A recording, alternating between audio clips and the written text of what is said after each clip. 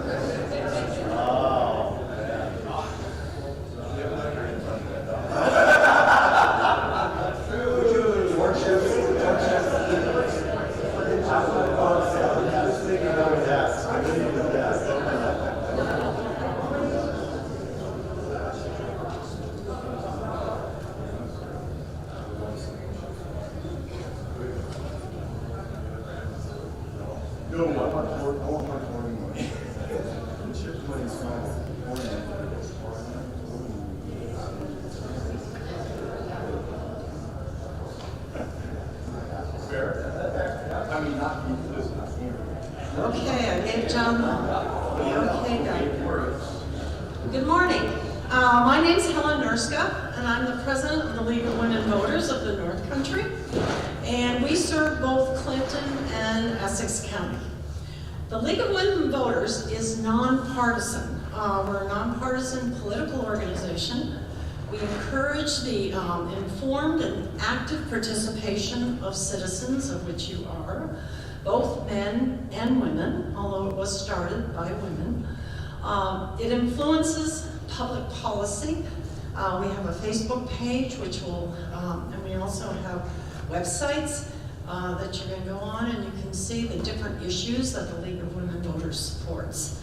It's always issue-based. It's never party-based. We never support or oppose any political party. Before we get started, the phone's off, and look at your nearest exits. Everybody knows maybe where the restrooms are. I don't actually, back there. And there are evaluation forms in your packet. Please fill those out. They're very important for us so that next year when we present again, we have it maybe a little bit sharper than we did this year. So thank you very much for filling out those forms. Today you're going to hear from our local officials and our state officials. The state officials are coming later, and our local officials are with us now. First you'll be talking or hearing from Wendell Hughes. He's the 30th mayor of the city of Plattsburgh, and his 4-year term began on January 2025, and it ends in December of 2028. Chuck Kostick is the town of Plattsburgh supervisor. He became supervisor in 2025 after Michael Cashman was elected to fill D. Billy Jones's assembly seat in the 115th district. Clinton County Legislator Jennifer Facto Rabideau is representing Area 6, and she was elected to a 3-year legislative term in November of 2025, and she assumed office on January 1st of 2026. And last, and certainly not least, is the town of Essex supervisor, Ken Hughes, and he has 2 roles he's going to share with you. He's serving as supervisor of the town of Essex and on Lake Champlain, and as a member of the Essex County Board of Supervisors in Elizabethtown. So I'll sit down now, and Wendell Hughes, he's our first speaker, and he will discuss the city government structure.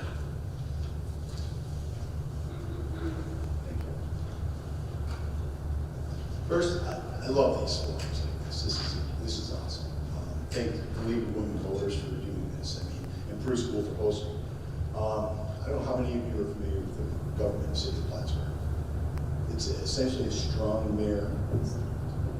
mayor type form of government where an elected mayor acts as the chief. I'm the CEO of the city of Plattsburgh. In the city of Plattsburgh, we also have 12 departments that I oversee on a daily basis. We have paid fire, we have paid police, we have a building inspector's office, we have our own municipal lighting department. We also have environmental services. I oversee, well, it's not, I don't oversee city court, but we I do appoint judges to city court. We also have public works, which is one of our busiest, that's probably our biggest department in the city. They're responsible for the road maintenance, the infrastructure, and the ground in the city of Plattsburgh as well. Community development, we have corporation counsel, we have a city clerk, we have finance, and we have an assessment, which we do contract out with the county. And we also have a public library that we oversee the funding for. So in the city, it's we're a small city in New York, but we're pretty much self-sufficient. We have our water, we have our own sewer, we have our own electric, we have fire, police, we have all the necessities you need. And there's not a lot of municipalities around that have everything that we have. And as the mayor, I am in charge of each one of those. And we also have 6 counselors that is kind of the legislative portion of the city of Plattsburgh. And I answer to them. Well, ultimately I answer to the voters. I mean, first and foremost, I work for the people of Plattsburgh, the city of Plattsburgh. And anything I do, I come up with the budget first. The budget is one of the bigger concerns in the city of Plattsburgh, which is approximately $71 million.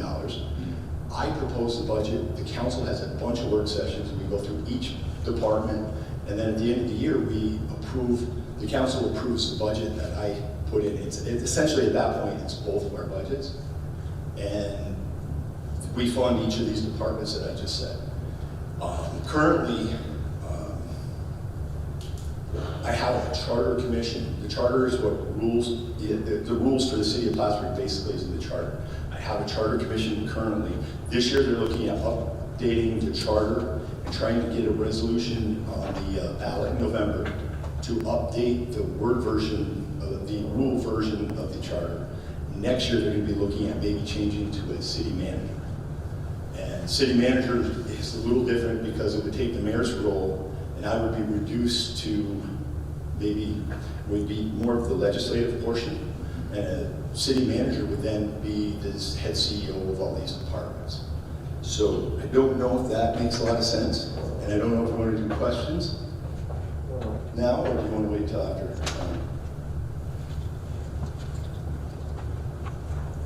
Sure.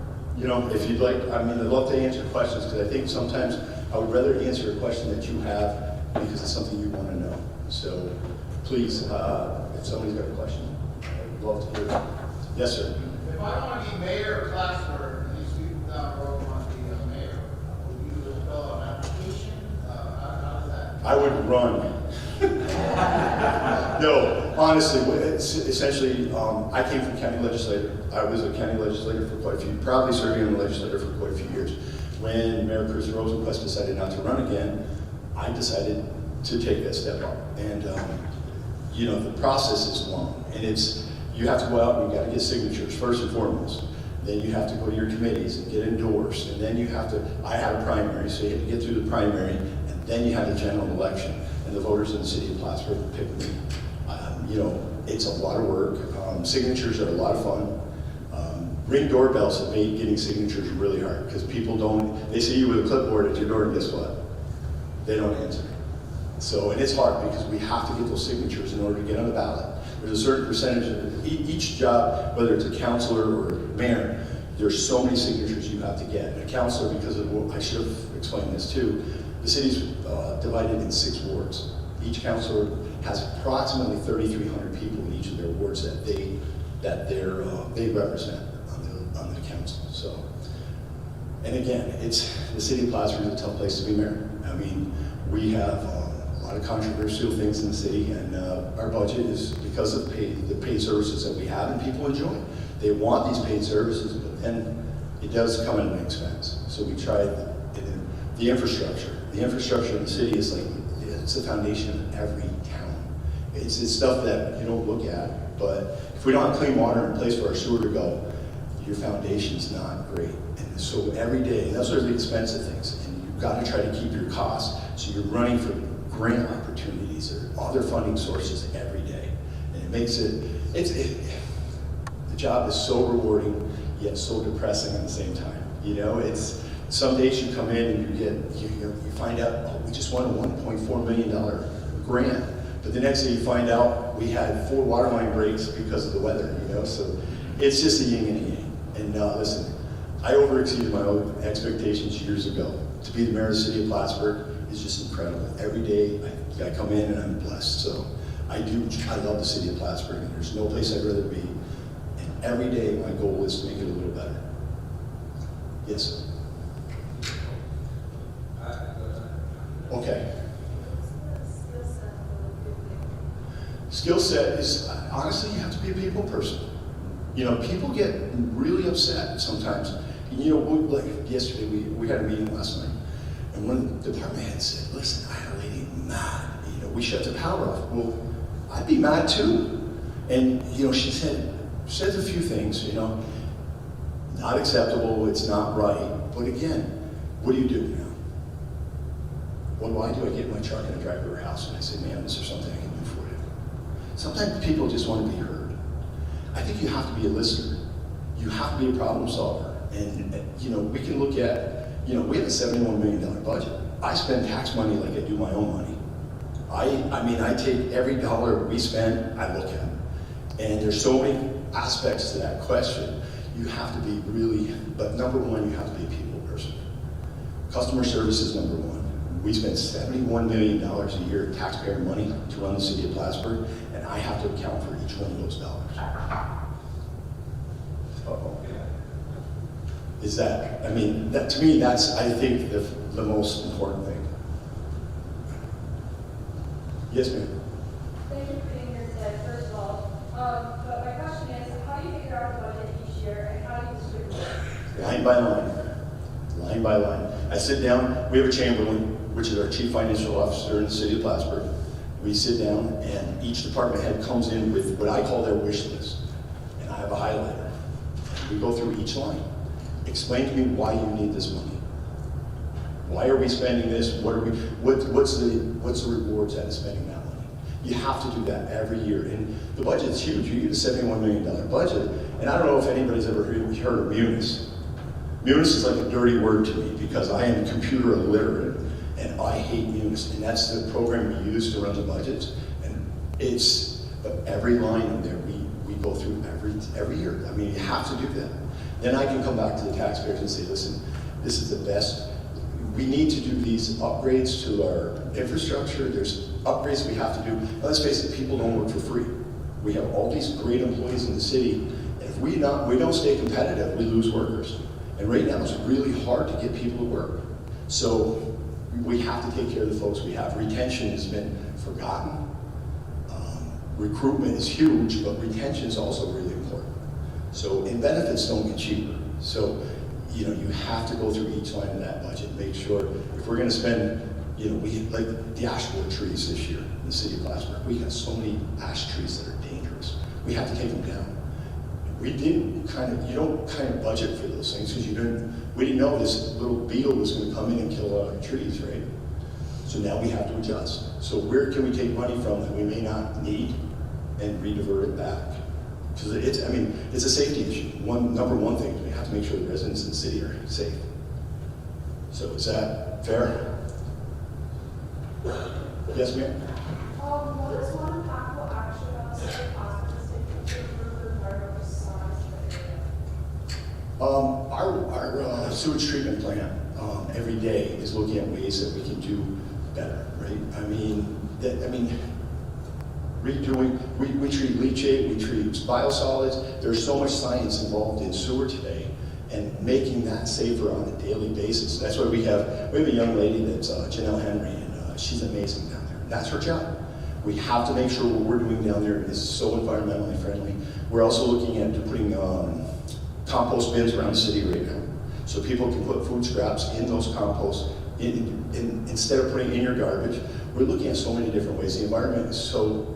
Some of the schools come down to the beach and they found these little plastic pellets that's coming out of one of the plants. We have to figure out where those are coming from because it's not safe. I mean, every day we're looking at environment. Listen, if we don't take care of it, who will? And I want to make sure I leave it for you. When you're the mayor of the city of Plattsburgh, you can say, hey, I'm glad this guy did this, right? And the environment is so important. Yes, sir. Yes. Considering you guys just secured the pro-housing grant status, how do you plan to apply that to other industries or other sectors of Housing is such an important issue right now. I mean, we are so short on housing, and it's driven the cost up, so it's not affordable anymore. I mean, we have a lot of jobs in the area that people can't move here yet because, there's no place to live. So what do we do? In the city, we don't have a ton of land, but what we do have, we are looking at different projects to get the most out of what we have left. And we work with the town. I mean, we have to work with our partners. If we don't all work together up here, this is all useless. You know, we work with the county, we work with the town, and we do the infrastructure, we do the sewer for the town of Plattsburgh. So one thing I don't want to get caught is if we don't update our sewer system, then we can stop development in the town. And I don't want to be held responsible for that. But every unit, I can't remember the number of units we're down right now, but it's astronomical. And you know, we have state leaders that are working on it, and everybody locally is looking at these things, and it's expensive. The price of building, so if it's not incentivized to some capacity, it's hard to get people to build. So following up on that, how exactly do you incentivize the private sector to invest in long-term housing, especially with that? Well, we have an IDA in Clinton County, and a lot of times they come in with tax incentives. You can do low interest. There's so many ways to incentivize growth, and the thing is we have to get people that want to do these projects. And it's got to be profitable for them, because let's face it, you're not going to do it if you don't make money. They're in this for business. I mean, So at the end of the day, we work every project that we get. And right now in the city of Plattsburgh, we're also rezoning the city. Some of the zoning laws have been antiquated. So we're making it so that if your lot is so big, maybe you can put a tiny home on it. You know, you have to have so much area, and we have to keep so much green space, but maybe you can put a tiny home, or maybe above your garage you can put an apartment. So we're trying to make it easier for people to do so. Just follow up on that. You guys like create tax codes and then they administer like certain like tax breaks on. We don't in the city. The IDAs do. There's different programs in the state that will incentivize these things. And then we look to our assemblymen and our senators, and they go to the governor and they say, hey, listen, this is what we need. We need working class. We need affordable housing. We need right now we just need all kinds of housing. And it doesn't matter what it is. And if you think upper end housing, there's a trickle down effect, right? Somebody moves, somebody moves, somebody moves, and this opens, this opens, this opens. So any housing we can get right now is important. Yes? So, I know that I'm part of a program called Reality Check, not as a representative, obviously, but just as an individual. Labor vacant places have been banned in New York State. What is the city of Plattsburgh taking action on for those businesses that are still selling labor vacant places in our town? Alcohol and tobacco. They've been really good. They've hit a lot of stores in the city. They get fined all the time. The health department, then, you know, a lot of that goes to the county health department. And listen, we have a great health department in the county. I used to chair the health committee, so I know that. But no, alcohol and tobacco is saying, they get folks like yourselves and have you go in and buy these things, and they shut down the stores that are doing it. They find out that I'm sure you guys know some of the stores that do it, but if you see it and you don't say something, we can't fix it. You know, we rely on people. I mean, how else do we get the information? And like I said, in the city of Plattsburgh, we have a paid police department, so we have guys, men and women out every day working the streets and trying to keep opioids, not only just the vapes, but opioids and all the other nasty stuff out. And it's important, but we need public input on a lot of that. Yes, ma'am. So my mother's a union worker, and it's constantly talking about the drug and poverty crisis in the city of Plattsburgh. But what is the city of Plattsburgh administration doing to aid this? Actually, we just got a bunch of opioid money in the city. We just donated. We work with all the local. There's so many great folks in this area, the county, that are working this on a daily basis. We have NAMI, we have the Clinton County Health Department. There's so many great organizations every day. And you know what? I think we've seen a change, and I think it's coming backwards. She timed me. Listen, one thing I like to tell everybody here, my door is always open. If you have a question, please, I can't answer it if you don't ask. And communication to me solves a lot of the world's problems. Part of the problem we have today is we don't have communication. Everybody wants to be right. Some of the greatest decisions in history have been by that of the compromise. So if we don't have these discussions and come to compromises, those great decisions are never made. So thank you. I appreciate every one of you.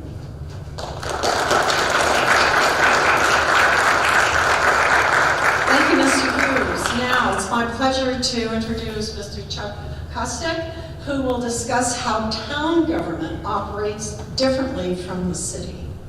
Town of Plattsburgh.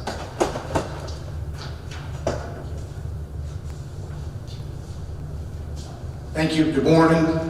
Big thank you to the League of Women Voters and also the Peru Central School for hosting this event. My topic is how to get things done at the local level. While this may seem a daunting task, given the number of moving parts in a town of 12,000 people, with 100 miles of roads, 15 miles of sidewalks, 130 miles of water lines that serve 4,800 private and business connections, 50 miles of sewer lines with 857 manholes, 9 parks with the recreation department that had nearly 8,000 program enrollments last year, a codes and planning department that issued 400 permits last year valued at $29.1 million, and a facilities department that not maintains just our main campus building, but also is responsible for a mausoleum in 9 cemeteries. Is it a lot? Yes, absolutely. How do you get it done? First, it's about relationships, not just with my own team of 70 people at the town. It's with those around us in the communities. One of the first things I did when I took office last November, after the Assemblyman was elected, was set up meetings with all the leaders. One of the first I had was with the City of Plattsburgh Mayor, Wendell Hughes, with the County Administrator. I had a meeting with Jennifer, one of our local legislators that covers part of the town of Plattsburgh, and many, many, many business leaders. You have to build a rapport and a book of contacts that you can count on to help you out when you need those issues solved. And that's not just at the local level, but that's also at the state and federal level.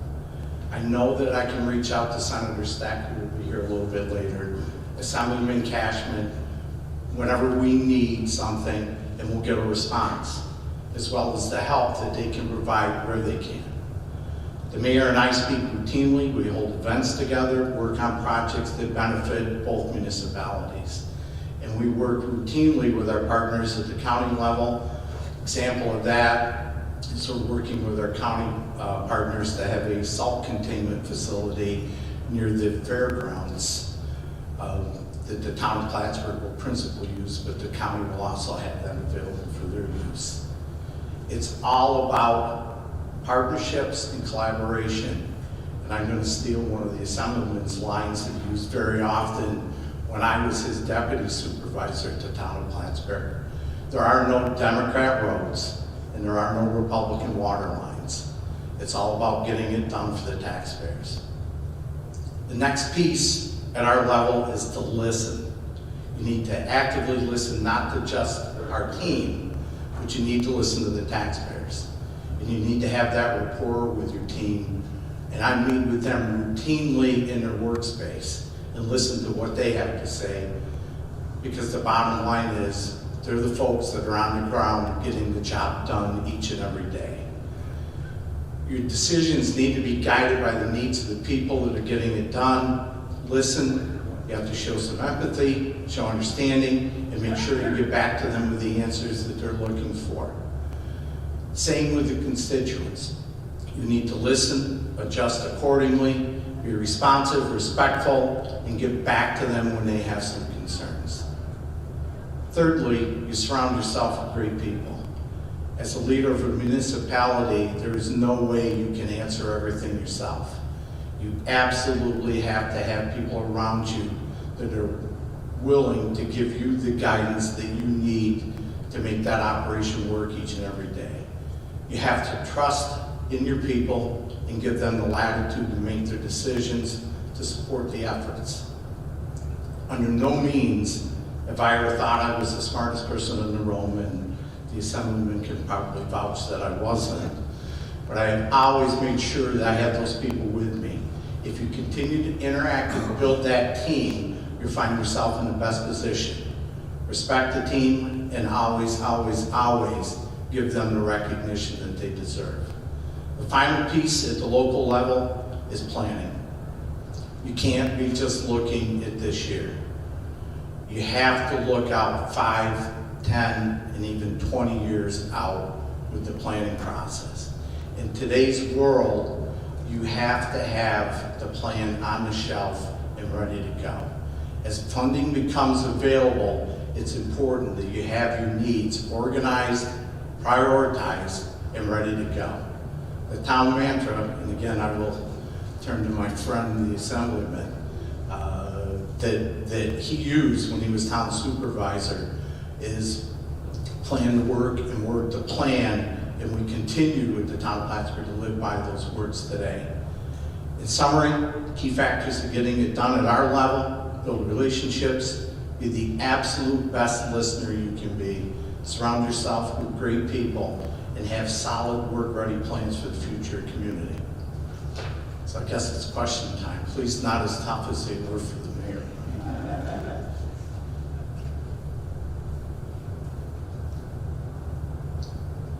We're going to go all the way in the back. Hi, how are you? I'm great. My question is, what steps are being taken to protect the local chain of Like, do you guys have a connection with like environmental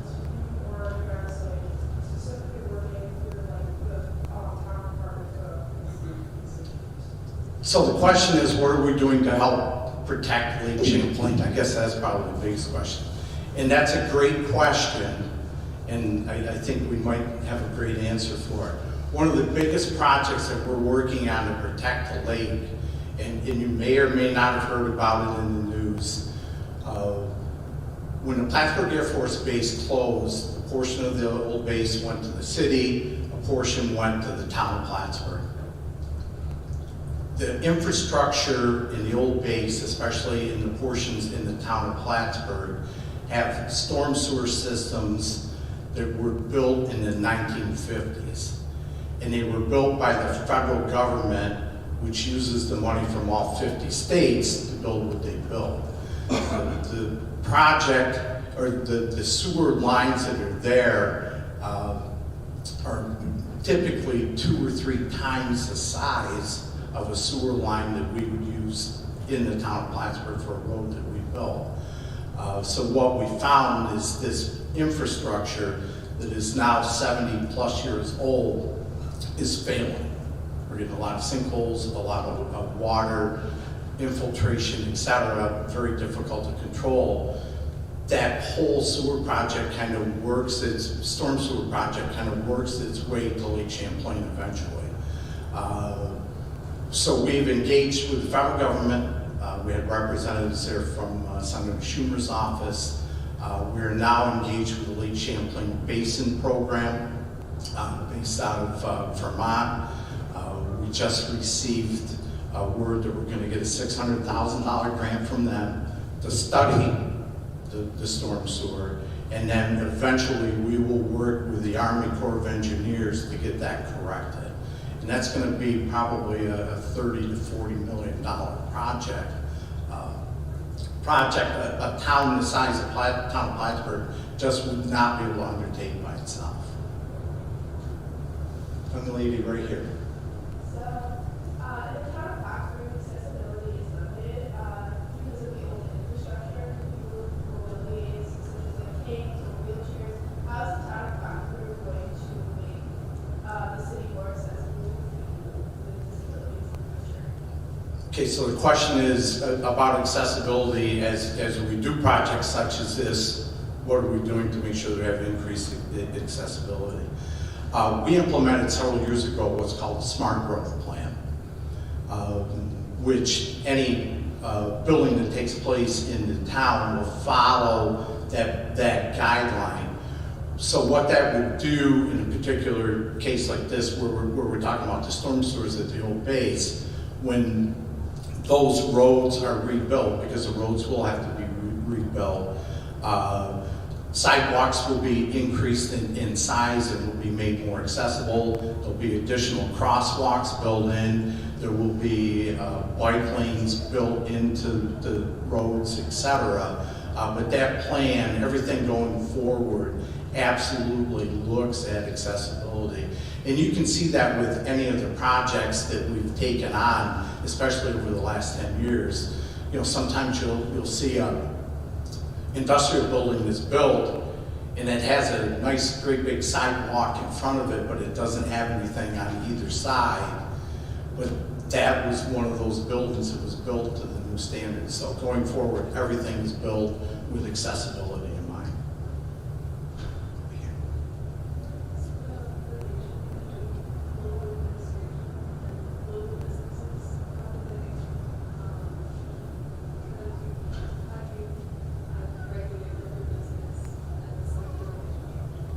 So the question is, how are our relationships with local business? How do we keep track of what's going on and interact with those businesses? Routine meetings. Last week I was at Microbird. That's the bus facility. It's located right on the Banker Road. So we interact with local businesses on a regular basis.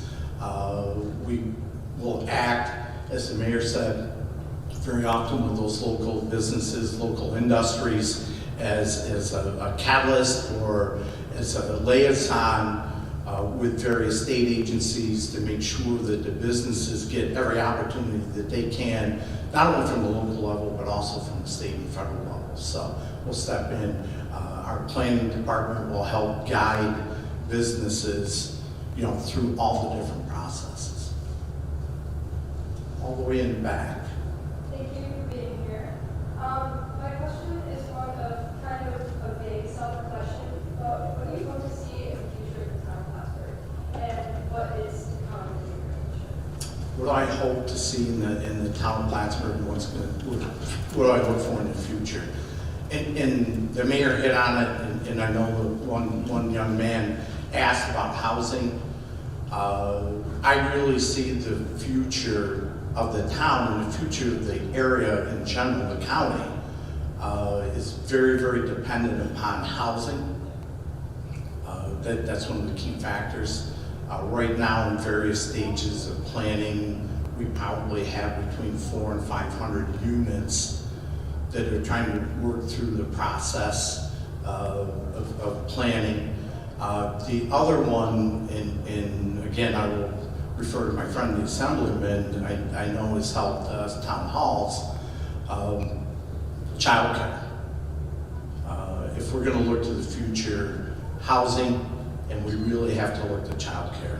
Both are extremely dependent, and we really need to look at the two issues diligently for the future. Yes, sir.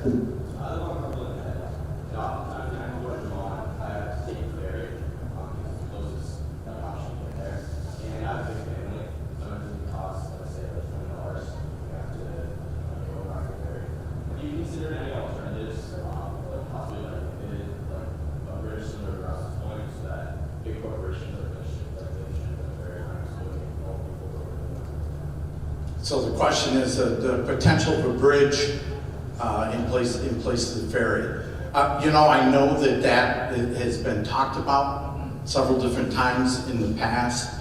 We're not actively engaged at this time with any sort of discussion or conversation regarding that. And that really, I gotta be completely honest with you, would be a huge undertaking and would be well beyond what the town's gonna tackle. Can it possibly consider incentivizing the shipping ferries to maybe lower their prices or create some sort of program? We haven't been approached with anything like that. The question was, potentially providing incentives to Lake Champlain transportation. First I heard of it. I'm not sure that that's something we would be able to undertake, given the fact that they're a private entity, but it might be something worth looking at. I can't say that it wouldn't be. Yes. I know a lot of us are concerns about the town, but how do you guys balance ensuring that some of the smaller issues don't get covered up by the bigger issues? How do you balance making sure that all issues have just as new focus from the town? Okay, so the question was, how do we balance the big issues and the little issues to make sure that the little issues don't get overshadowed? It's a matter of prioritization. 70 team members sounds like a lot of people, but in a town our size, it really isn't. Prioritization, but anybody that talks to me knows that we're going to make sure that every one of those issues gets addressed in its due time. Absolutely. And I've got the stop sign. So thank you for being such a great audience. I truly do appreciate it.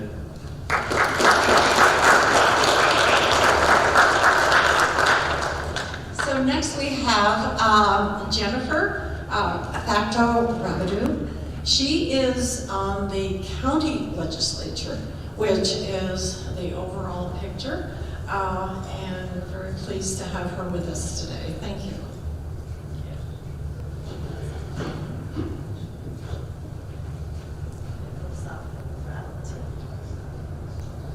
Hi, I'm Jennifer. I just jotted down some things so we could go over. I want to give you my background and kind of where I started, because in local government, I think that you're not going to get people that go, they don't go to college for poli-sci and then they end up being politicians. And I wouldn't even call myself a politician. Actually, anybody locally probably wouldn't. We're all related, quite honestly. So I'm very local. I was born in this hospital. I went to Saranac. My children go to Saranac. I live in Saranac. So I'm a legislator for Area 6, and that encompasses Saranac, the town of Saranac, the village of Dannemora, the town of Blackbrook, and a little bit of the town of Plattsburgh. So I graduated, and then I went to Clinton Community College, and I'm a registered nurse, and actually I'm a nurse practitioner. So locally I went to college, and I worked at the hospital for a long time, and I got my bachelor's degree at Plattsburgh, and then I went and got my master's degree, which is my nurse practitioner license certification from Stony Brook University, and that was an online program because I had a family and children at that time. And then in the last, when did I graduate? I just got my doctorate, so I'm a DNP, so I'm not a physician doctor, just a doctor of nursing practice. I practice under Plattsburgh Medical Care, but I've also had my own primary care medical practice for 6 years in the past. So I got into county government per se because I'm also the appointed deputy coroner. My friend Chad was elected as the coroner, and we were having a discussion about how Clinton County only has one elected coroner. We're the only county in the state that has one elected coroner, so when people die at home unexpectedly or not on hospice, then the coroner gets called basically, and we have to go and make sure there wasn't something criminal going on or suicide or homicide or anything like that. So in speaking with him, that's how I found out that he doesn't have a relief person, so I ended up kind of covering for him, and then I was appointed as the deputy coroner. I also sign a lot of death certificates and do a lot of chart reviews on these people that are passing away that we need to investigate.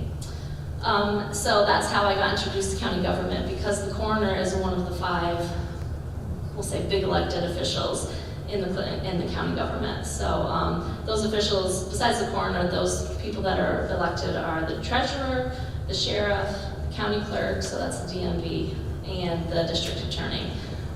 So those are the 5 elected officials, and they're like the department heads, I guess you could call them. Mr. Hughes, would you say that? Kind of? Yeah. So the legislators, basically, I don't want to say we make laws, but we approve resolutions that come through to change or make additions to the what's going on in county government. So let me give you an example, because it's hard for me to wrap my head around sometimes. For example, I sit on a whole bunch of committees. So there's 10 legislators. So my little area 6 is one of 10, so there's 10 of us, and we sit on finance committees and have regular sessions and have to make decisions on things or approve things or deny things. And then we all sit on committees. So for example, I sit on the transportation committee, and Mr. Weiss, who is the county highway superintendent type person, he decides he needs a new dump truck, or they need more staff or whatnot. So he brings to our committee meetings, which are smaller. There's about 4 legislators that sit on each small committee, and he brings that information to us and gives us a presentation and tells us the whole kit and caboodle, what he needs and why he needs it and why we need to spend this money. Is it in his budget or is it not in his budget? And then at the committee level, we decide, like, yeah, this makes sense.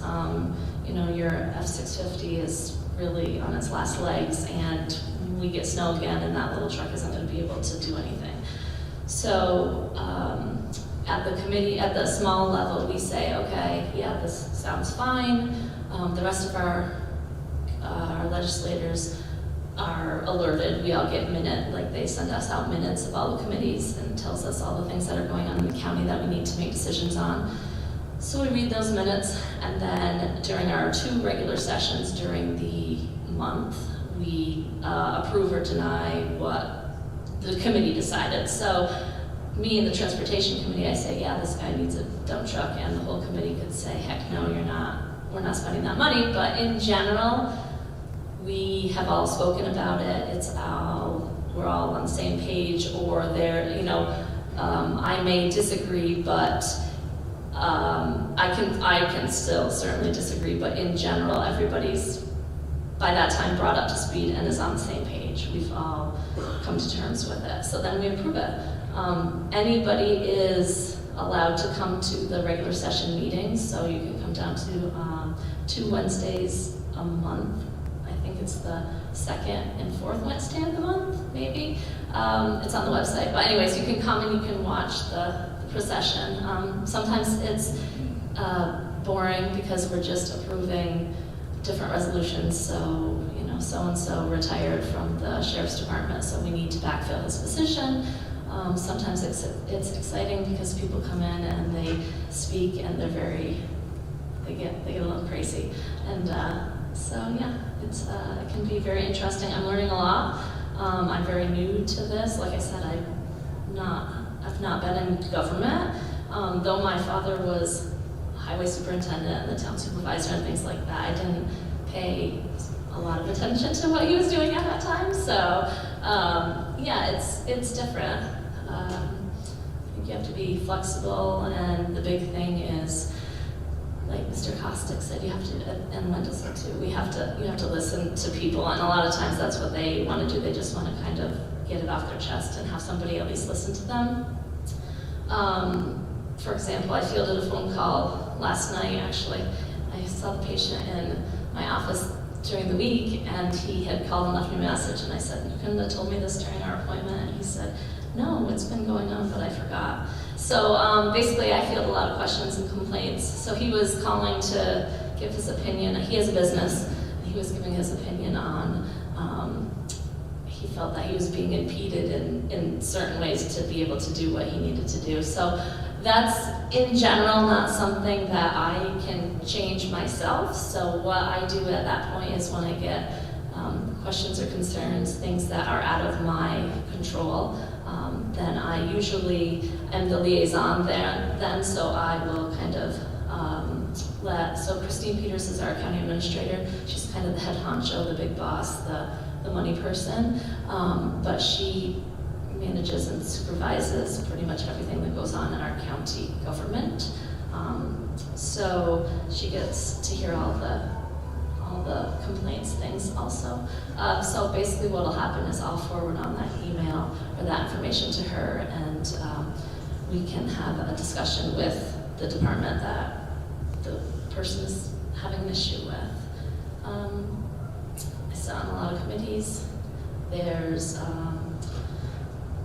let's see, what do I sit on? I'm the head of Human Services. I sit on the Office of Children and Family Services, Board of Buildings and Grounds, Transportation.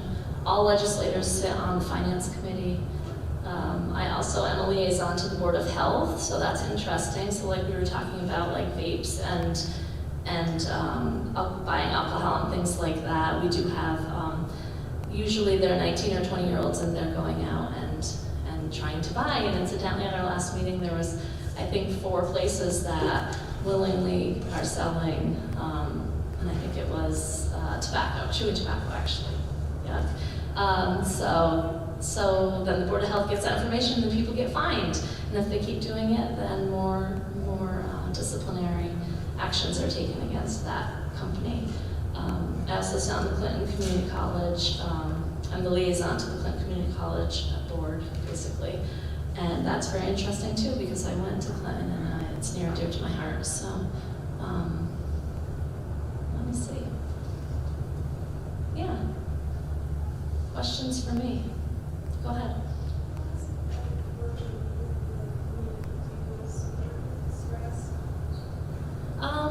It's good. That's my background is working with community anyway, so it's a little daunting because you know when people are calling you, they're usually calling to complain about something. So it was nice when Laura called and left a nice message on my voicemail that I was like, oh great, I definitely can do this. So it's a little bit daunting, but again, that's what I do in my everyday life, right? You go to the doctor and you have a zillion complaints that you need to get taken care of. So that's my background. Like I'm a very good listener.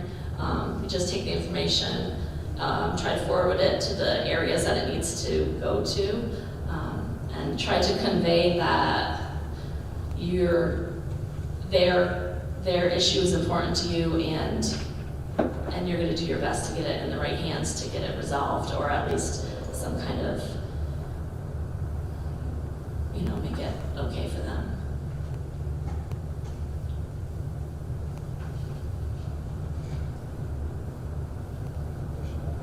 Oh, go ahead. You mentioned early on that you come from a late apolitical background. Do you think that's helped you in your current role to not necessarily be from a poli-sci role? In local government, yes. If people say like, oh, you're the county legislator, are you going to, run for Lisa's position or something crazy like that? And I say no, like county government is as far as I want to go because it's still very personal and not very far left or very far right. So, and that's kind of where I live my life anyways, is down the middle. Go ahead. So, question says a lot of local government is kind of apolitical and not far right or far left. How do you ensure that policies and regulations you're putting in different types of actions are beneficial and relevant to everybody, and there's no one side upset over the other with the policies that you're putting in place? Right. So I think that it helps that we're only deciding things for our local area, right? So, so we'll take the salt shed for example. So we the county are working with the town of Plattsburgh, and we're going to put this building salt shed on the county land going into the fair. So we want. That's not political, right? I mean, it's a salt shed, it's not far left or far right. It's more about dealing with the immediate, the people that are going to be immediately impacted. And again, that's small. It's not, we're not fighting wars or, doing things like that. So it's, I think that's purely because we're so local and so small and all related in general, I feel like there's not a lot of opportunity to go very far left or very far right. It's more about, your neighbor, or your cousin, or whomever. And I just think that in general, it's very easy to stay that way. We try to, everybody gets along. Go ahead. Kind of piggyback off that. Obviously, state laws and even federal laws and shit the base, they're very detailed and interconnected. Mm-hmm. How do you constantly write legislation or stay in accordance with state laws, but also keep constantly? Well, we do keep on staff an attorney. So besides the district attorney, Jackie Kelleher is the county attorney. So we turn to her a lot for her input. It also helps that Christine Peters is an attorney as well. She's so I think that we have resources and we utilize those resources. So if you don't know, definitely ask, type deal. Yeah. And we're not all, like I said, we didn't go to school for politics or government, essentially. So we're all regular people. Thank you. Go ahead. So do you yourself write the precise policies, or do you sort of hang out the ideas and have other people write the policy edits or? Absolutely. So legislators in general, we're not pulling the ideas out of our head and making them into the resolutions. Basically, we're taking your suggestion, or you come to us with a problem, or our department heads are coming to us with a problem, and then we're reworking what's there, or maybe creating something to fit our county. So it's not coming off the top of our heads. Okay, got to stop. Thank you. Thanks for having me.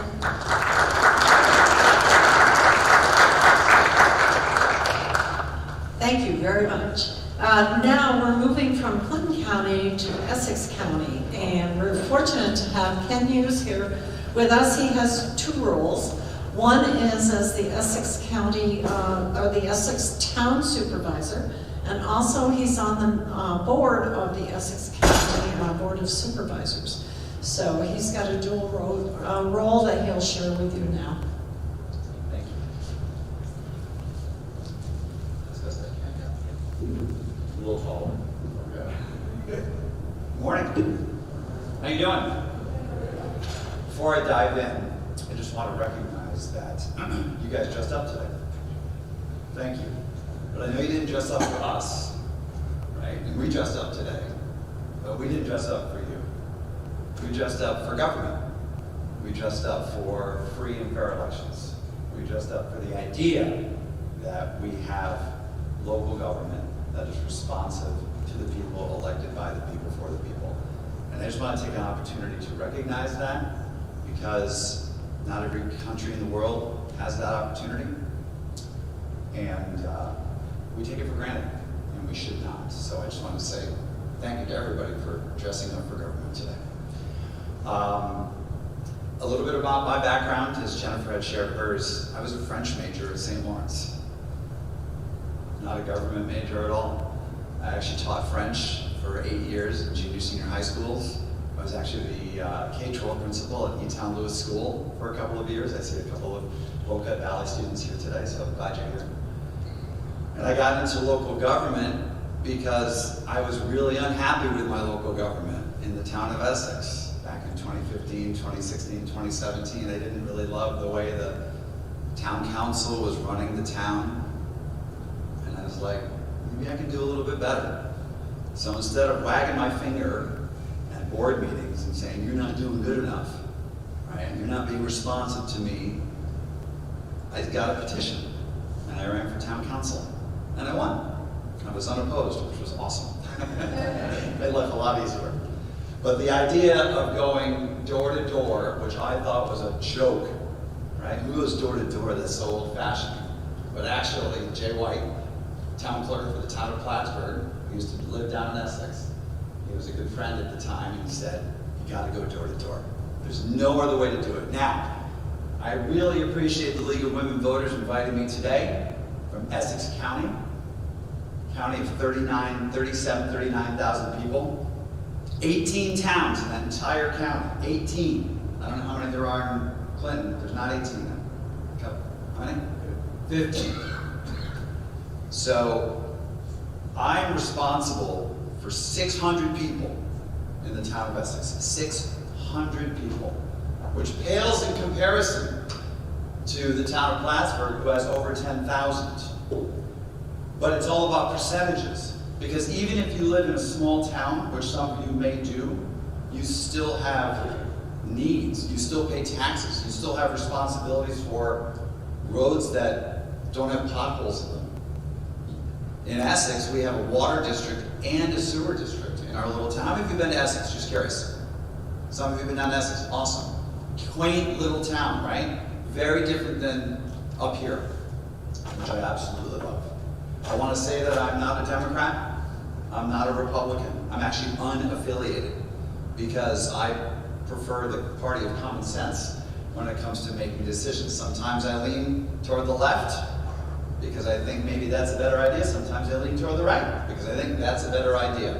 But for me, it's all about whatever common sense is. I got elected so I was a town councilman for 2 years, and then I decided to run for town supervisor. And that was in 2019, November 2019, I won. I was opposed at that time, which was good because I wanted to make sure it just wasn't an easy walk into the office, that there was actually an opponent who challenged me and forced me to be the very best person I possibly could be, and I won that election. Well, I took office January 1st of 2020, and what happened 3 months later? Anybody remember? COVID. The town of Essex was the first town in the entire county that had a COVID case, positive COVID case. A family came from Europe, came back to their home, and they developed COVID. So that was my welcome into being a town supervisor. Fortunately, as a high school principal, I had a lot of experience in dealing with chaos, budgets, committees, people, parents, students, self-interests. It was a great preparation becoming a high school principal. I also could be a superintendent because I have that education. It was a great way to segue into being a town supervisor. I feel like I'm the superintendent of a town school, if you will. It's pretty amazing.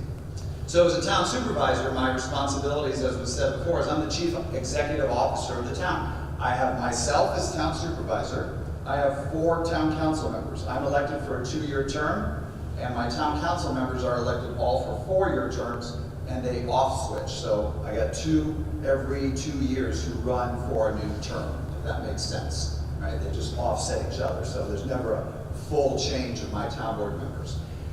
I do the day-to-day operations. I'm in the office every day, almost every day. It is on paper a part-time job. I do not get health insurance through my town. I have 8 full-time employees in my town. 8. Right? 8. And 5 of them are my highway department. 5 of those people are my highway department. And I have a woman who does water and sewer. She's in charge of water and sewer for approximately 136 people in my sewer district and 177 in my water district. I know that feels like chump change, but you have to have clean water. Anybody in here not want clean water in their house that live in a small town?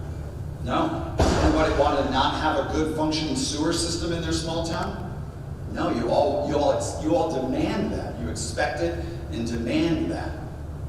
And even in my little town, we have to spend millions and millions of dollars. Senator, how you doing? Good afternoon. Glad you're here. Good to see you. Good afternoon. We have to spend millions and millions of dollars with the help from New York State, with the help from the federal government, and with the help from my local ratepayers to help make sure that I have clean water, sewer, and roads that work.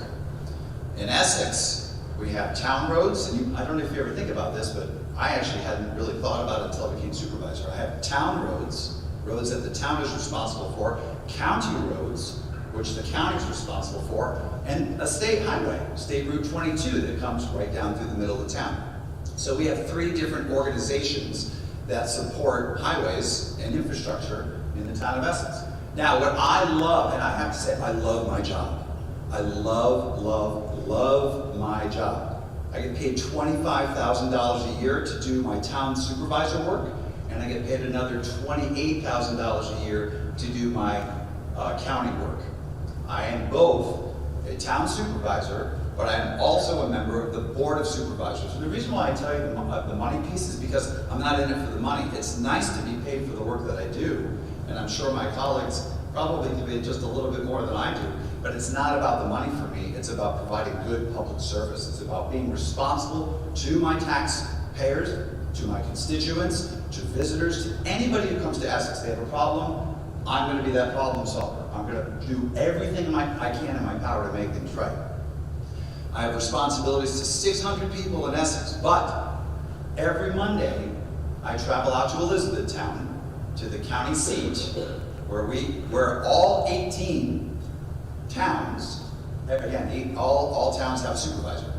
So all 18 of me, right, from all the towns, we come together and we form the County Board of Supervisors.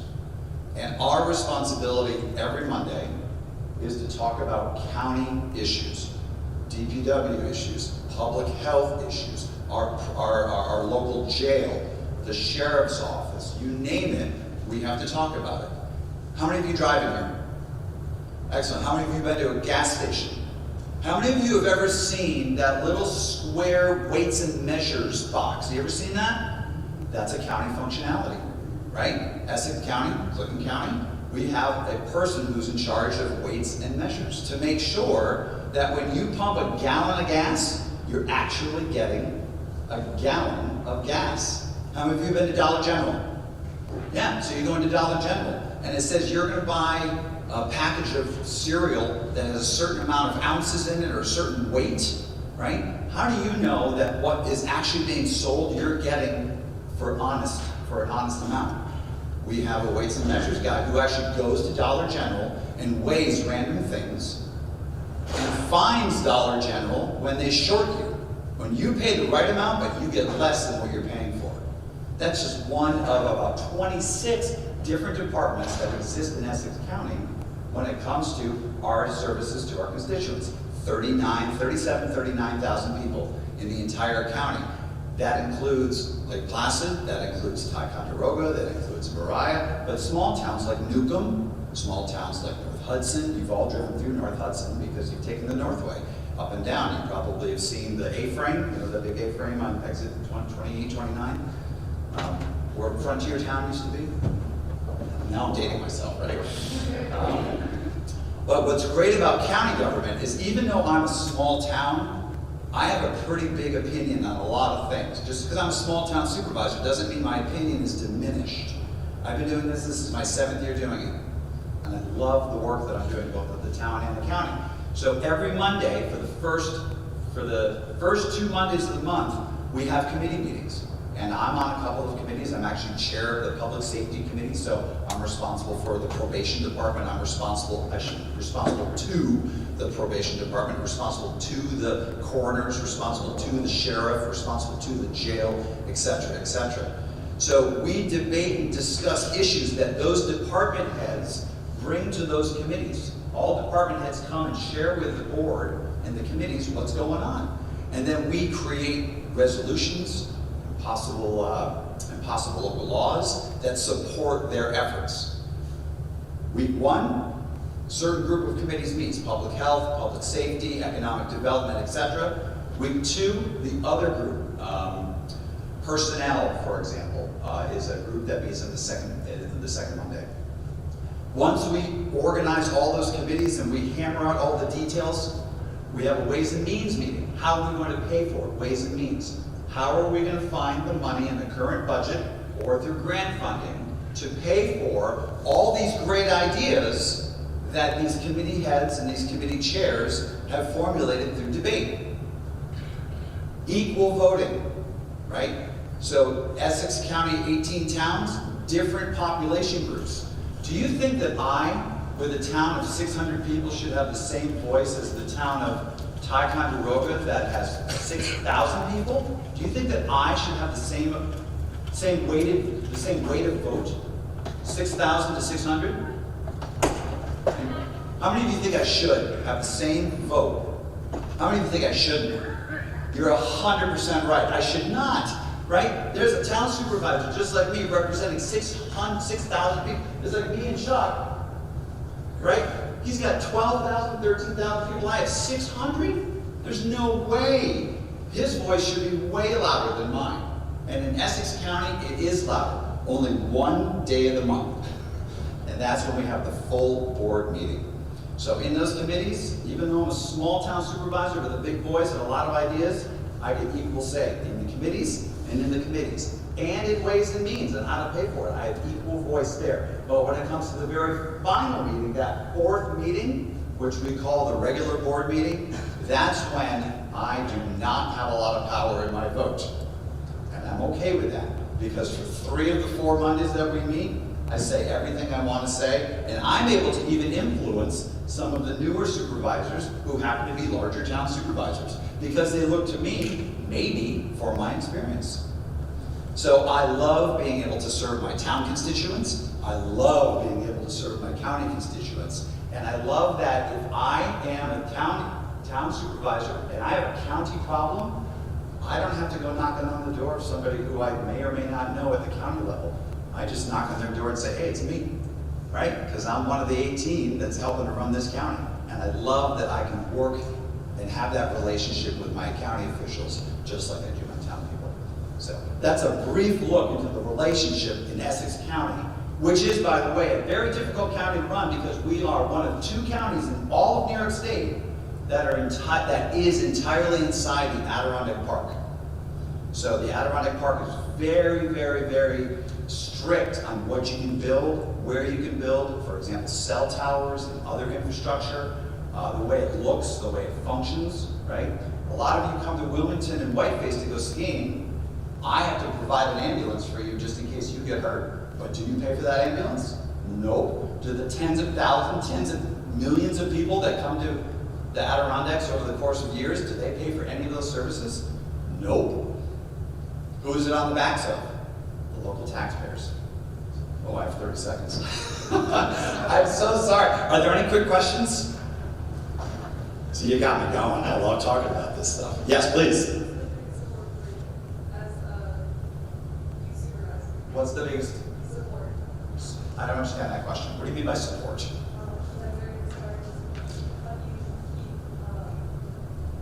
Providing the services.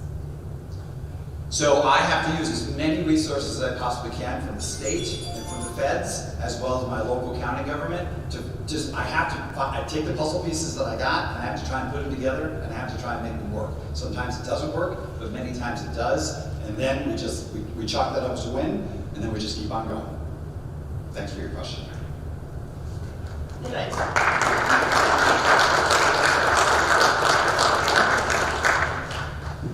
So certainly the League of Women Voters would like to thank you all for coming and for sharing your information with us. These are people that were voted in. This is your vote was your voice here. You hear your voices, and I think we can be very happy and proud of them and thank them for sharing their expertise with us. We're going to take a 15-minute break, and then we'll introduce the New York State Legislature to you. So just a break. Don't go very far. Whatever you can do in 15 minutes or less would be great. Thank you. Thank you. You had questions for me that you wanted to ask, and you need just let me know. Yeah, that's a good use of 15 minutes. A good use of 15 minutes.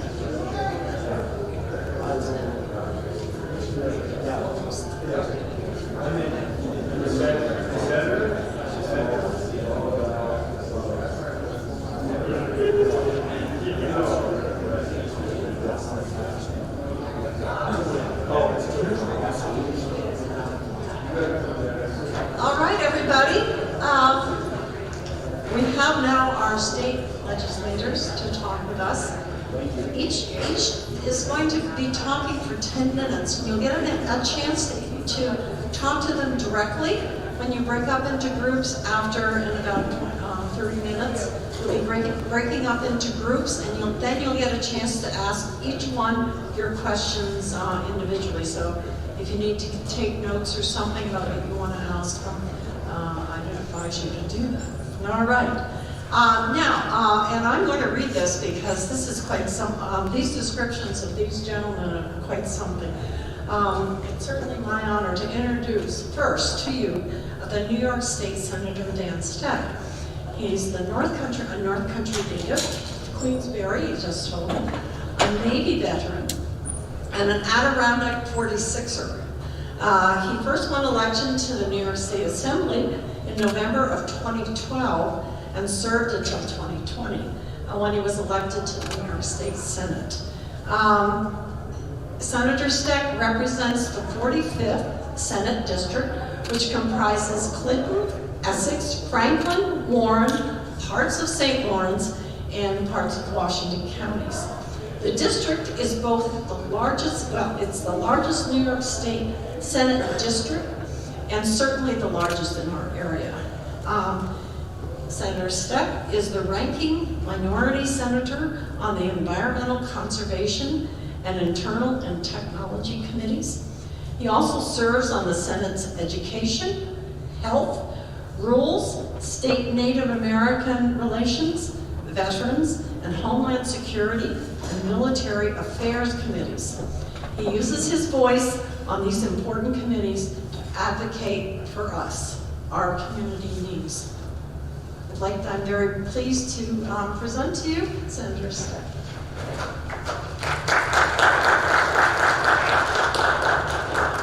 Good morning, all. It's great to be here in Peru. Kind of nice to be here and not in Albany, although it's April 24th, and I'm not sure how familiar you are, but our state constitution requires that our budget be adopted by April 1st, so we're late.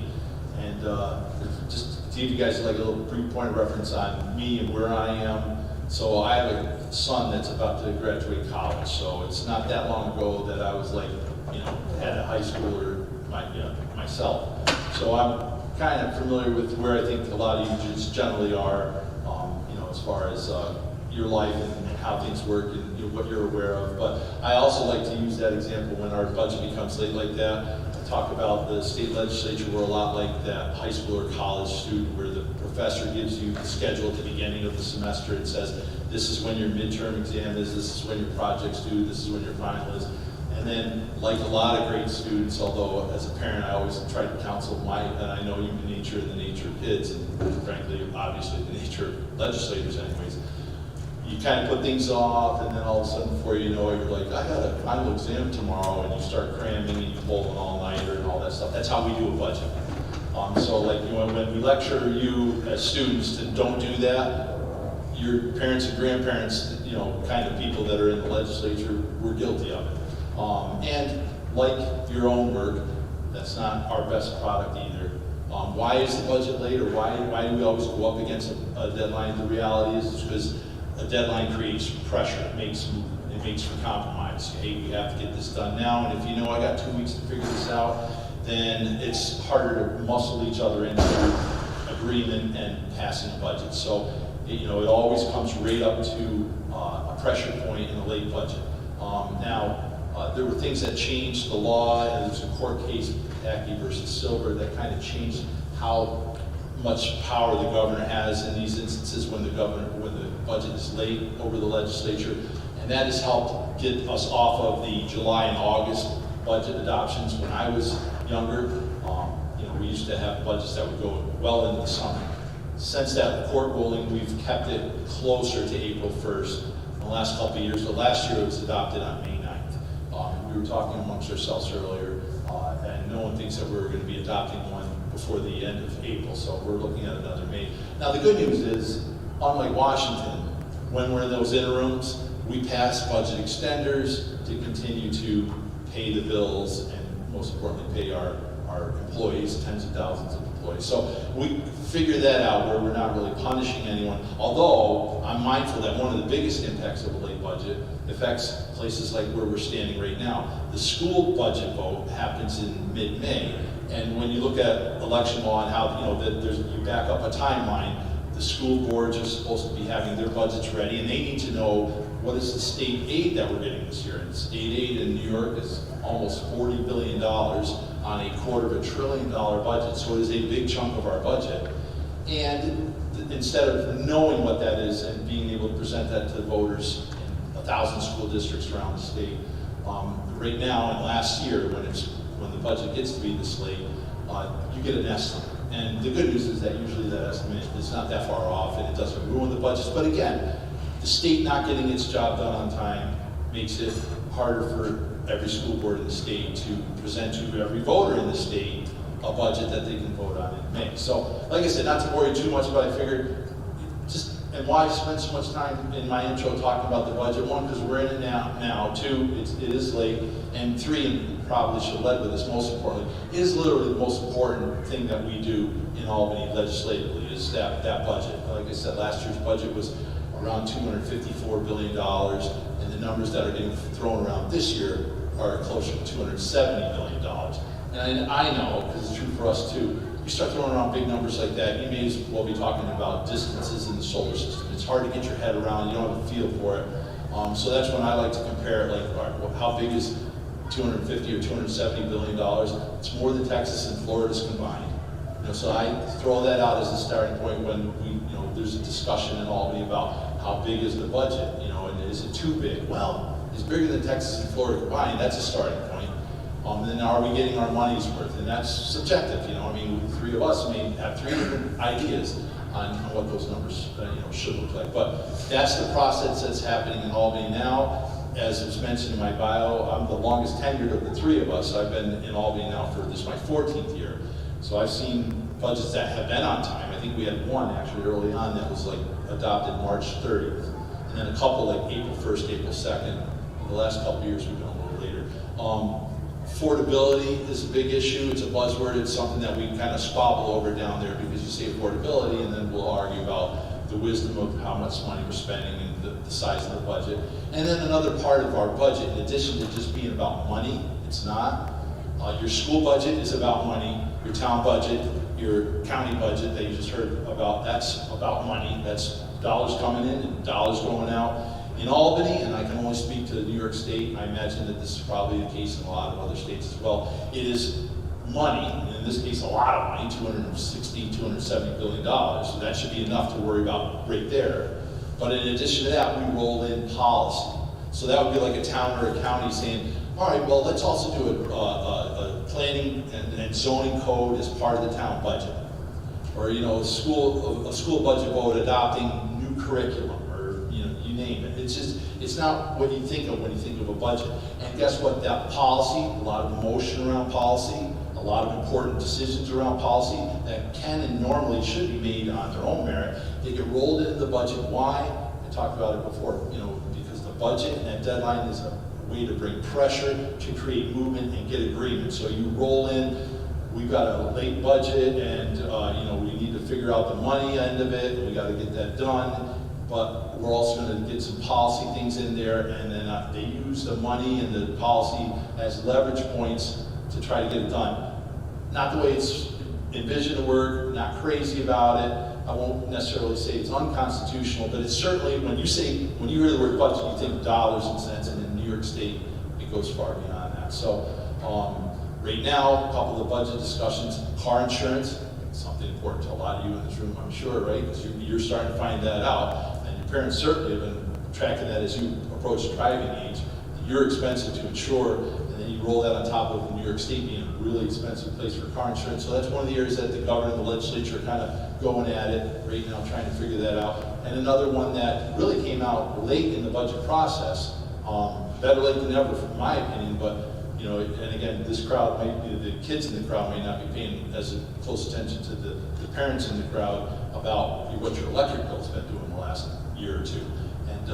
And there's a responsibility and a role that the state has played into that, and the governor has acknowledged that. and it's trying to address that. So part of our budget discussion is also what kinds of things can we do with energy policy in the state. Now you're talking environmental versus economics and all that, and you know, depending on your point of view and your perspective, this is where the controversy in the division comes there. You know, hey, we want to roll back some of these green things to make our energy bills more affordable and more reasonable. And you can have a debate about that, and but there will be some people that say, I don't care what the cost is, the environment is the most important thing. I mean, these are two legitimate and opposing points of view. And ideally, the idea would be that we're going to land on some reasonable middle ground where it's both affordable and good for the environment, and that's easier said than done. You know, so that, you know, give you an idea, that's the budget is very complex project, process that we go through. I've taken up just about all my time, but I want to spend, and we're going to have breakout sessions, so I promise that in those breakout sessions, I will do less talking and let you guys ask questions.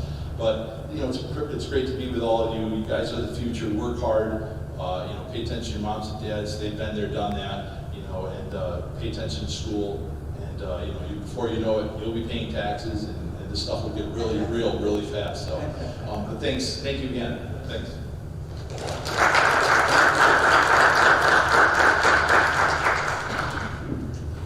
Yes, you'll get a chance to ask questions very shortly. Right now, it's certainly my honor to introduce Assemblyman Michael Cashman.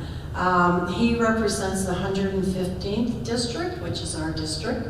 That includes all of Clinton, Franklin County, and as well as 4 towns in Essex County.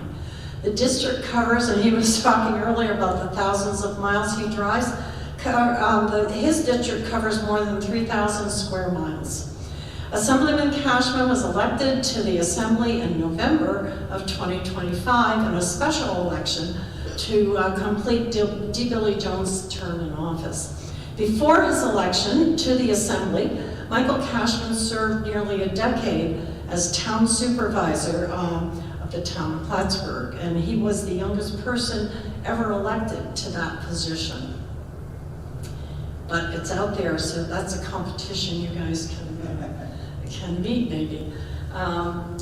Assemblyman Cashman is the chair, listen to this, of the Task Force on New York-Canada Relations Committee, and a member of the Aging, Agricultural, Alcoholism and Drug Abuse, Small Business, Tourism, Parks, Arts and Sports Development, and Veterans Affairs Committees. You can ask him later when he has time to sleep. Throughout his career, he's worked closely with the public and private partners to advance initiatives that strengthen communities, our communities, and promote economic growth. He's committed to a bipartisan, results-driven approach to governing and to keeping the region an affordable, safe, and vibrant place to work and live and raise a family. Assemblyman Cashman.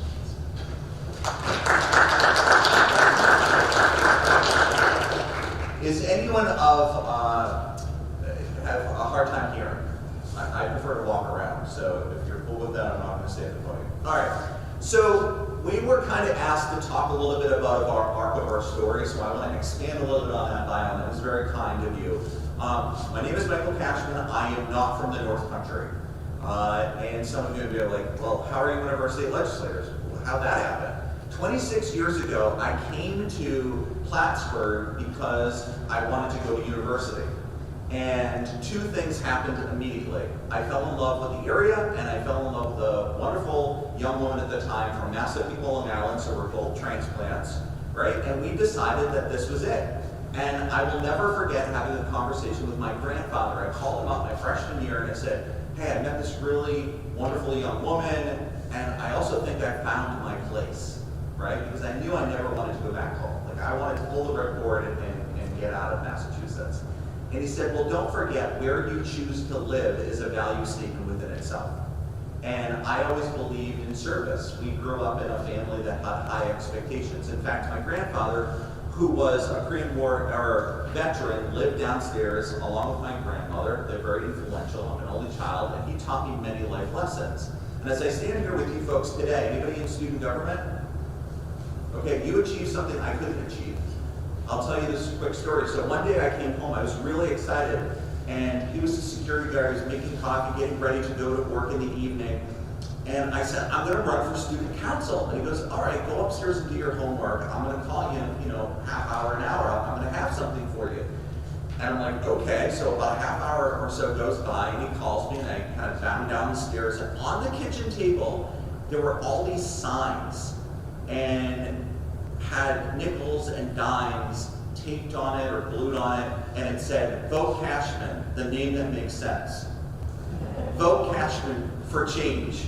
Vote Cashman, leadership that you can count on. I went and took those posters and put them up in the school. I lost the election, and students took the nickels, dimes off the posters and used them in the school store. So that was a very humbling experience. So later on though, when I went to Plattsburgh University, I had this really unique opportunity, and some people may or may not know what this is, but the United Way is an organization that works with nonprofit organizations. And at the time, there was a gentleman, Mike Mannix, who was the executive director, president of the organization that invited me to serve on the committee that doled out the money from the campaign. And it's where I learned about the needs of the North Country. I learned shortly after the ice storm how people are resilient and look after one another. And that has always been a point of inspiration for me. I ran for student body president. I served twice in that capacity. And at SUNY Plattsburgh, it's interesting because you actually run a nonprofit organization at SUNY Plattsburgh. It's a 501(c) nonprofit organization with a $1 million budget. So a lot of responsibility. Later on, I ended up getting a degree in counseling from my master's, and I ended up working at the university for over a decade. And then there was an opportunity to run for the town board. Shortly after that, the supervisor decided that he was going to leave, and a friend of mine said, I think you should run for supervisor. And I'm like, no, I love my job at the college. And he said, sometimes the train only leaves the station once. Do me a favor and talk to 3 of your best friends and have that honest conversation. I talked with my wife, and I thought one of a couple things is going to happen. She's either going to embrace it, which is not what I thought she was going to do. She's going to put arsenic in my coffee, or she's going to call her parents up and say, I'm moving back in. She actually said, no, I think you should do this. She was my first supporter, and from there, we built it up. Again, remember, I'm not from the North Country. That first race that I ran, right? I didn't go to school here, I didn't grow up here, but I broke in a lot of shoe leather. I personally knocked on over, I think it was 3,500 doors during the campaign and talked with a lot of people. Because I believe in a model of public services. You listen, you learn, and then you lead, right? Constituents don't want somebody in office that's going to preach to them. They want them to respond to the things that you are concerned with, right? So we have to listen. We have to learn about what the issues are, and then we have to respond in real time. The other model that I believe in is communication, collaboration, and compromise, all right? Who do you think is my toughest constituent? I'll give you a hint. She sits on the opposite end of my couch. It's my wife. She and I do not agree 100% of the time, and yet we have made the most lifelong term of commitment to each other, right? For dignity and respect and to love there in good times and bad times and stuff like that. I use the same model that I do with my wife, with my other constituents. Everyone deserves dignity and respect. I also recognize that we may not always agree, but we have to expand or open the aperture for conversations and be okay that we can have some disagreements, right? But we have to stay in conversation.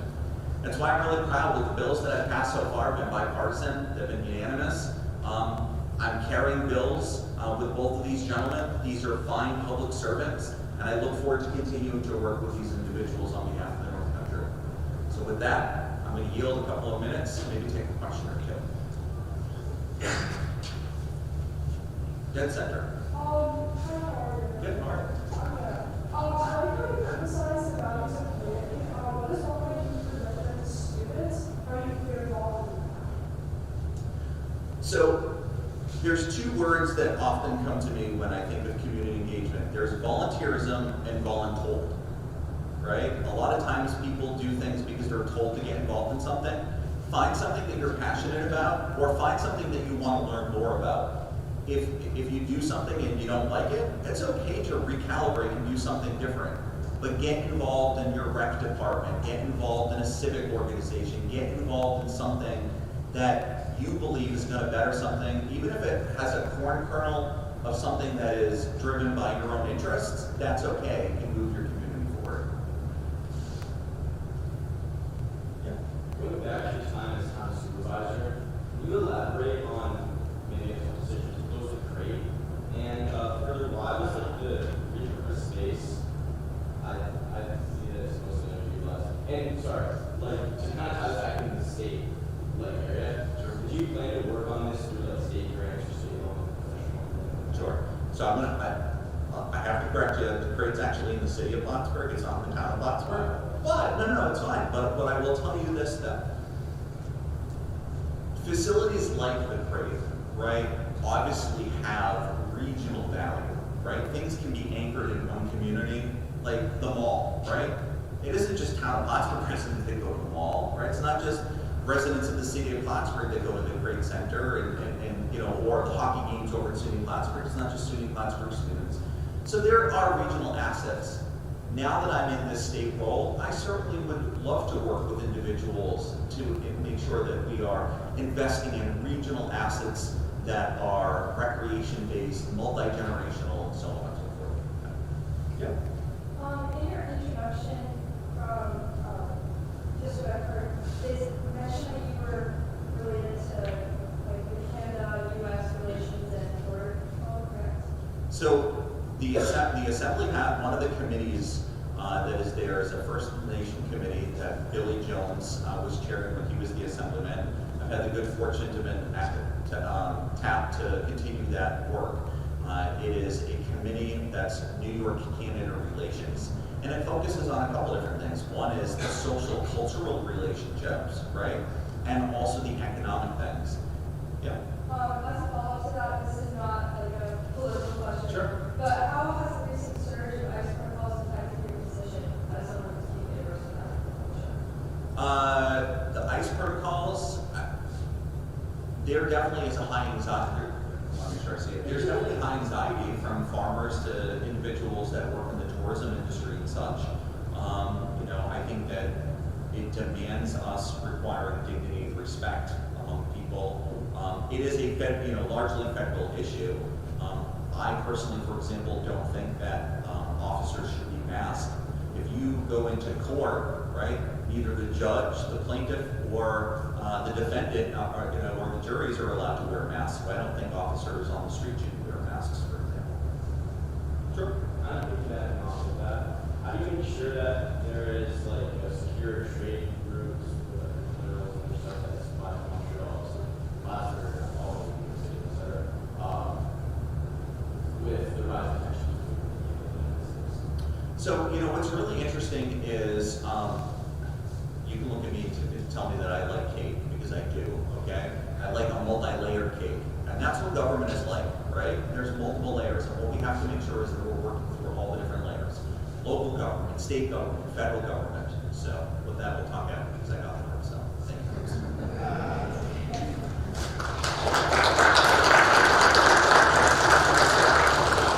You'll get a chance to ask all your questions later, shortly. And now it's really my pleasure to introduce Matt Simpson, Assemblyman Matt Simpson. This is his second time in my history with the league that he's come. Last year we required him to come through a snowstorm, and this year the weather is a lot nicer, so that's good. He grew up in the North Country and was first elected to public office in 2011 when he won a seat on the Horicon Town Board. Did I pronounce that town right? Thank you. Okay. 2 years later, he was elected town supervisor, where he served until his election to the Assembly in 2020. Assemblyman Simpson represents the 114th district, Assembly District, which includes, and this is a large area too, Essex County, Warren County, and parts of Saratoga, Washington, and Fulton counties. He serves as a member of the following committees. Listen to this list. Environmental conservation, government operations, local governments, social services, tourism, parks, arts, and sports development, and solid waste management.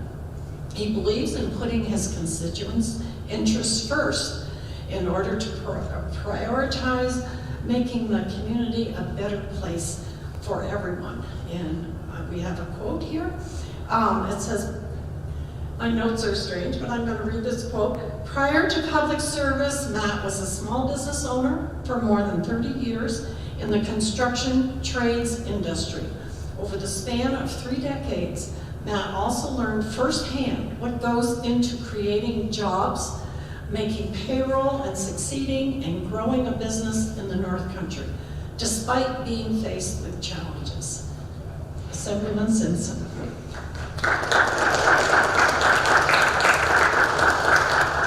Well, thank you. It's great to be here again. Last year, I remember there was a snowstorm, and this morning I was a little late because I had a dentist appointment. Probably something you all love to do, but it's very important to keep up on those appointments. But as I said, it's great to be here, and I always enjoy coming here and seeing you all engaged and wanting to, engage with us as elected officials. I think back to when I was in high school. I don't ever recall any electeds coming to engage with us, speak to us. Really didn't learn a lot about local electeds or even our state electeds. Of course, at home we would know what was going on at the national level. So in high school, I really didn't have a lot of interest, other than the curiosity of when you're watching a news program, nightly news. I was more focused on getting through high school and deciding what I was going to do after. And after that, I was headed for engineering school, saving money for college, and I was working for a family friend who had a drywall business. And I learned a trade, something that I look back upon and I say that was one of the most valuable things that I did. It was a life-changing event, a point where I could see fruits of my labor, things that I was doing with my hands, turning to a finished product, and I thought that was going to be my career for the rest of my life. So I made the decision to follow that. I built a business, and 30 years later, I look back and I said, it never really felt like work. But I had a lot of free time. I had people working for me, and through my job, I was exposed to a lot of areas in the Adirondacks that I had never been to. And one of my favorite places was Brant Lake, which is where I currently live. And I got to know people there. My goal was always to move to Brant Lake when I had the means and I could move my family. I wanted my kids in a smaller school, smaller community. I was living in Queensbury. Actually, Dan was a supervisor when I was living in Queensbury. And still, at that point, I really didn't have any interest in politics. But as I got to know my community members even more, once I moved to Brant Lake, I wanted to become involved. I wanted to be part of this community in a much more meaningful way than I was just being someone who lived in the town. And so I would go to coffee clutches. Everybody has a Stewart's. And at 7 o'clock in the morning, I don't care what town it's in, there's a group of people meeting there. And I kind of muscled my way in there and started talking to people. And before you know it, I had an opportunity to apply for a planning board position. And really wasn't sure of the process, and I really didn't think I was interested in it because, I'm raising a family, I have a business. It's I'm a little apprehensive, a little concerned. But I decided to do it. And it was another really meaningful step in my life because it was something that I really didn't know a whole lot about, but had a little bit of connection through my drywall business and understanding developments, proposals before local governments and building permits. And in those 11 months, 12 months that I served on the planning board, I also had an opportunity to see what was going on in the town hall because we'd hold our town board meetings there. Got to know the people there, the town board members, and most of them were people that were business owners or community members that had other jobs, but had been on the town board for a long time. One of them had encouraged me to look at running for the town board. And I said right away, I said, no, I don't know, this is too much. I'm not so sure I want to be the guy in front raising my hand, standing out, representing my constituents like that. But I thought about it again, and the next morning I said, I'm all in, and I ran. And in those 2 years that I served on the town board after I won my position, I became involved in other organizations outside of my community that represented people in the Adirondacks. One of the organizations was the Adirondack Association of Towns and Villages. And it's a nonpartisan, non-political entity, other than their electeds that represent, they have to be in elected office somewhere in the 102 towns in the park. And they would essentially communicate with state legislators on their priorities, things like wastewater infrastructure, funding for environmental issues within their communities, or economic development. Cellular and broadband were two, and still are big priorities for that organization. But what it gave me a chance to do is meet other people from other communities within the park that had the same concerns I did, loved their community, and wanted to just make it a better place for everyone, the people that they knew, their families and their friends. And really, that's what's pushed me along every step of the way, is wanting to make a difference, a positive impact for not only my family and my friends, but the community that I live in, and to a greater extent, the community that I represent now. And through a series of elections, I had an opportunity to run for the state assembly. And again, in my 3 terms being in the state assembly, I've seen the broader picture of the diversity in New York State, and learned so much more as a person than I ever had imagined. And I can really understand why the other 149 of my colleagues in the state assembly have differences of opinions. All care about their communities as much as I do, no more, no less. We all are striving to make New York State a better place. But to hear from their perspective, their concern, gives you a whole different outlook than my time as just a resident in a community, to expanding a little bit more when you're on the town board, your time on the county board, because it's a dual role when you're serving on board of supervisors. And then it's even more expansive when you get to the state and you realize New York State is, there's a reason why it's called the Empire State. It is huge, diverse. We have huge cities. We have vast, areas like the Adirondacks. We have farmlands. We have everything in New York State. And so I love to say that I've actually, though I'm serving, I'm also taking as a representative, I'm learning, and it's been an honorable, just an honor of a lifetime to have this opportunity to work in the state legislature and local governments all the way. And but it's really encouraging. Like I said, when I started, I don't think I had this opportunity when I was your age. I don't recall even a trip to the Capitol. And I'm always pleased to see the school groups and schools that come and visit us and take a day and some time to tour the Capitol, see what goes on, see what we're actually doing on the floor. I've enjoyed my time working with Michael Cashman even before I knew Michael before. He was in the legislature as well as I, and Dan, he's, you always look up to somebody who's in a higher office, but you really do look up to Dan. It just took some time to get used to it when you're looking up at a guy who's 6'6". And but with that, I've left some time, and I don't know if you have any questions. You'll get a chance to ask your questions unless you. I'm done. Okay. Yeah, I just wanted to.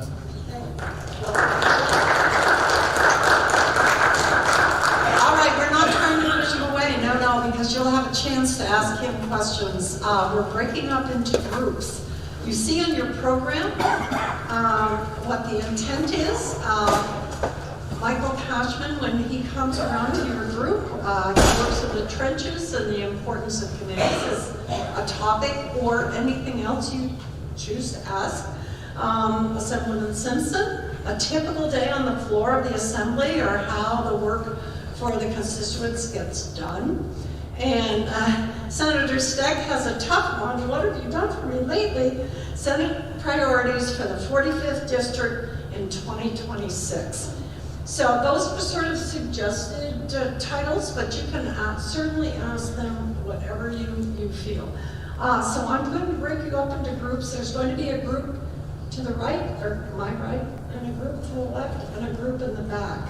So I'd like, if you don't mind, Beekman Town in Peru, over there, students, okay? And Shazy, over there, and Northeastern and Saranac, back there. I think I covered everybody. Yes? Okay. I think you're over there.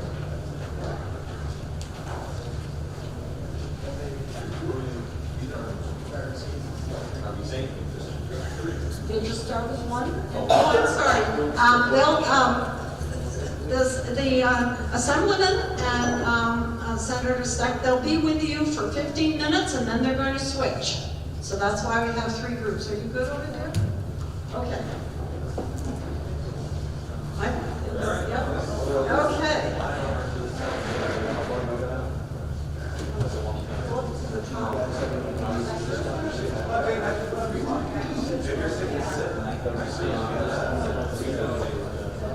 Yes, right here.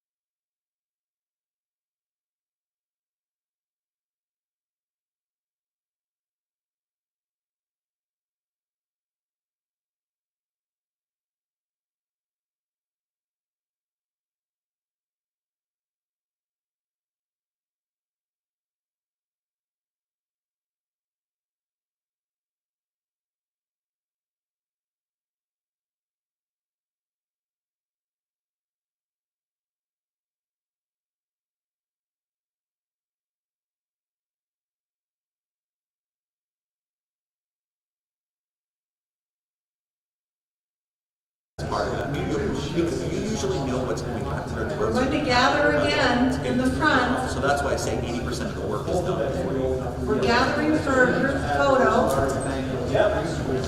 Thank you very much, Assemblyman Cashman, Assemblyman Simpson. Thank you, thank you, Senator Stepp, very much. We're going to have a group photo now, if you don't mind. No, I think, no, Johnston.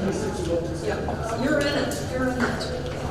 And we'd like the schools, if you could sit up front, please. We're thinking, Bigman Town, we had in the first row, Chazy and Northeastern in the second row, and Peru and Saranac in the third row. So you're sitting right behind each other.